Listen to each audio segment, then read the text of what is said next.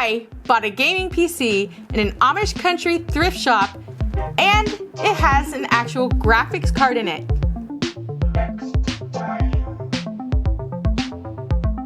This is a CyberPowerPC gaming system that has an i5-10400 CPU and a GTX1650 Super graphics card, 500 GB NVMe SSD, and a pretty cool looking case with some basic RGB fans. The reason I'm so excited about this is because if you walk into a Walmart, a Best Buy, or any other store like that, you cannot find a gaming system like this right now because of the Great Depression of graphics cards. And what I found is a legit gaming PC.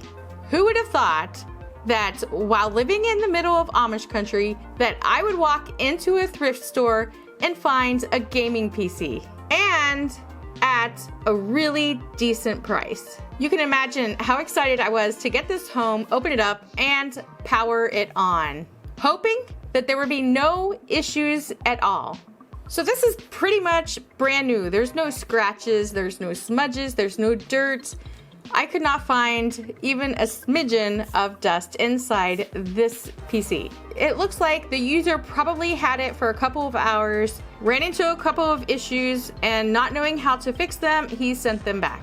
As you probably figured, since I did buy this at a thrift shop, there were a couple of issues I did run into. So when I first plugged it in and hit the power button, the LED for the power button did light up, but the RGB fans did not light up or power on at all. So my first thought was that something is not plugged in properly. In the back panel of this, there is a fan RGB controller. So when I did look at that, I saw that they were not plugged into the power source. Once that was plugged in, the fans did turn on and the lights did light up. So we were all set there. The next problem I ran into was when I booted the computer up, the old user was still there. So I ended up having to do a complete reset of the computer, which leads us to the third issue. The CPU showed that it was running at 100 degrees Celsius, just slightly warm, right?